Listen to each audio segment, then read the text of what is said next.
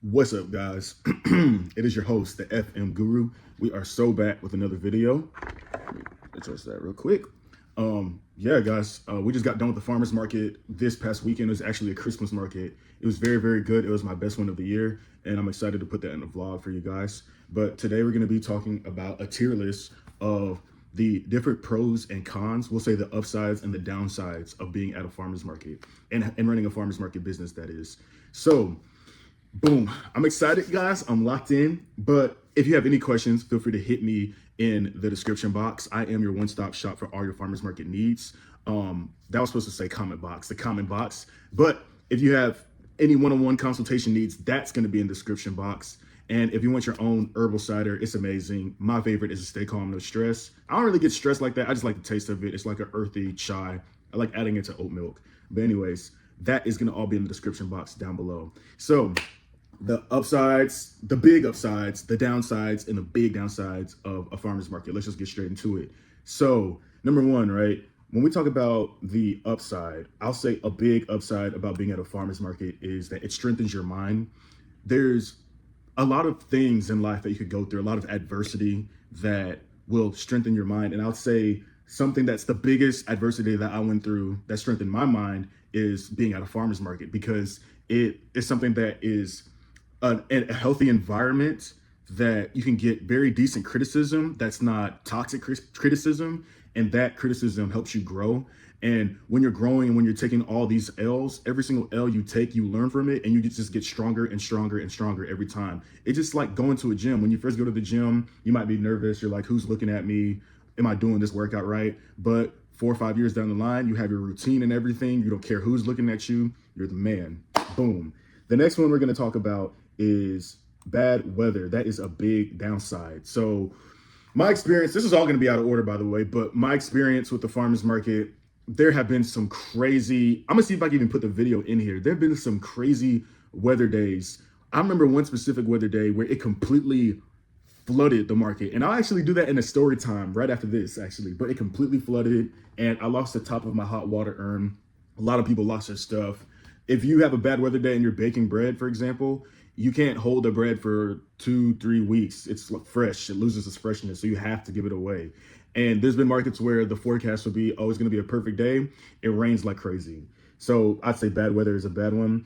A very good upside to being at a farmer's market, I'd say it's just an upside, because it really depends. So here's how we're gonna do this tier list. The upside is gonna be things that could easily turn into a big upside. The downsides are things that could turn into a big downside.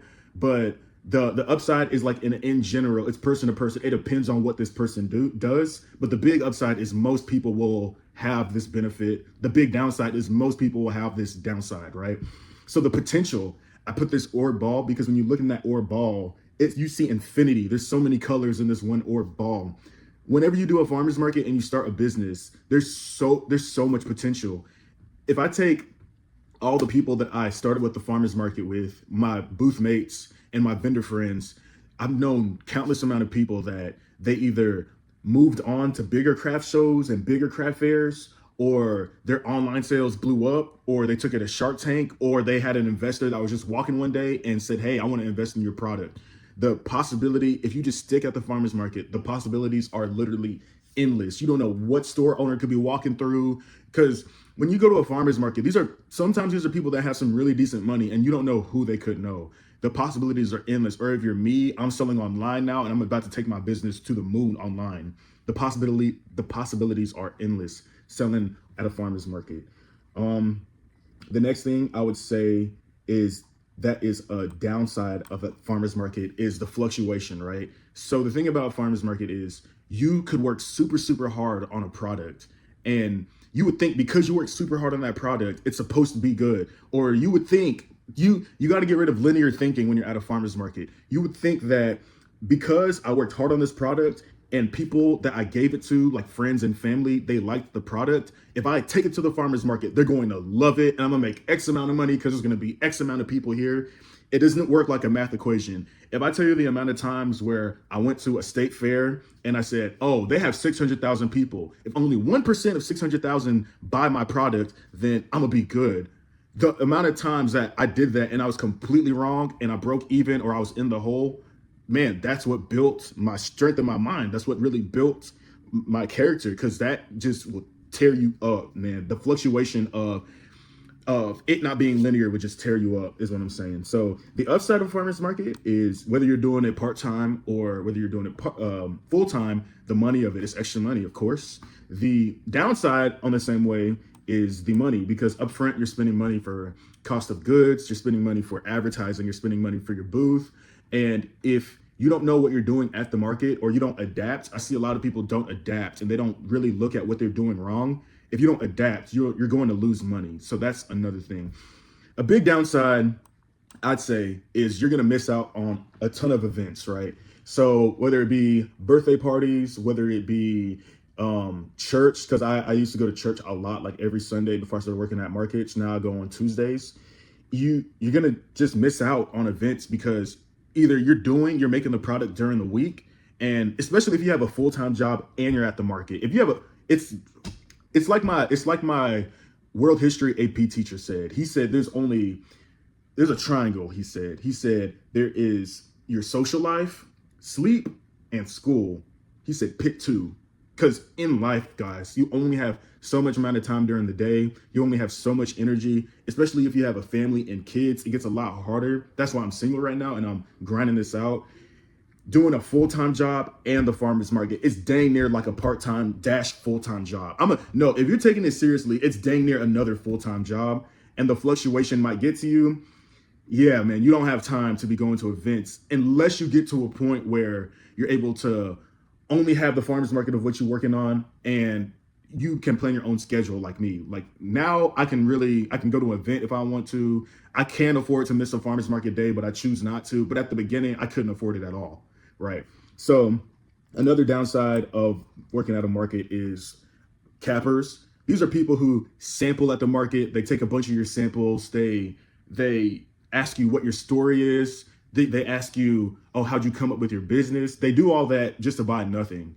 And the reason why they're a downside is because some of these people are going to get to you, but it's just up to you to really block them out of your mind. And you have to talk to yourself. Like what I do is I talk to myself and I just say, oh, okay, whatever, I'll get the next one. Like I have to say that out loud, and that gets me out of a negative thought loop, because sometimes someone will say something and it'll tweak a nerve, whether it's offensive, whether it's about your pricing, whether it's about, oh, they just didn't like the taste of it. You just gotta just rub it off your shoulder.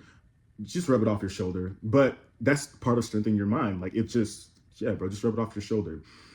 A big upside of the business is kind of like potential, but it's the growth of your business. When you pull up to a farmer's market and you start going weekly and weekly and weekly, you notice that you start getting, I want to say fan base of people who are coming consistently to support you. And you notice that linear growth. So, you might notice that sometimes with business on a scale, right? When I said the fluctuation thing, it fluctuates like this.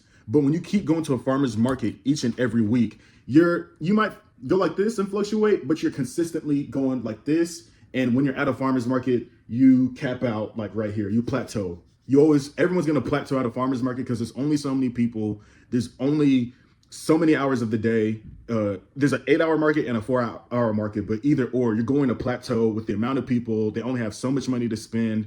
You're going to plateau at a certain amount. And that's on you if you want to advance to online sales, which I can help you with online sales. It's on you if you want to go to festivals, which I can help you with that. Or it's on you if you want to just stay right there and plateau. Some people just like being at the farmer's market for extra money. And yeah, a downside about working at the farmer's market is that you're going to get tired. Because like I said before, you might have a full-time job, you might have kids, you might have family, or you might just be grinding really hard like your boy. But the thing about me that offsets the tiredness is that this is my full-time job. So I have literally nothing else to do. Like I have no school, I don't have a family. Oh, I have a mom and dad, obviously, but I have no school. I don't have a kid. I don't have a wife. So I don't get tired as much as someone like when I was at the beginning, when I had a job, I was trying to get out of my parents' house, all that. You're going to get tired. That's the thing. But it's on you to see how you bounce back from that tiredness. And my secret, caffeine. Anyways, so an upside, I would say, of cool upside is you meet people at the farmers market. You meet friends, you meet people who can help you with your business, you meet associates, you meet people who might know something about other markets and have connections to other markets. Like I've met vendor friends who they've helped me with online sales. I met vendor friends who helped me get into other markets. I met vendor friends who owned other markets. It's really good to network and connect with people whenever you're talking to people, vendor friends, and even if you meet people in person. I've met investors. All of the investors that I've met have been people that I met at farmers markets, people who could potentially put money toward my business. And that's just me going over time. That's been 5 years in the game. That's just you going over time, going over time, going over time. But that is this list. And one might wonder, okay, there's 6 downsides in total and 5 upsides in total. But here's the thing. This ball that we're looking at and this graph that we're looking at shows you it, or it's not that it shows you, it is a depiction of how strong all the upsides are collectively. If you keep that positive mindset and you realize that, wow, I could really take this to the moon, the sky is the limit on the grand scale of things, then this upside outweighs all the downsides any days. And that's why it's been 5 years and I'm still cracking at it, even though there are technically more downsides short term, because there's way more upsides long term. So yeah, I break it down like that. And like I said before, if you have any questions, that's the end of the video. You already know where to go, but this is the FM Guru, the one-stop shop for all your farmers market needs. And I'm out. Peace.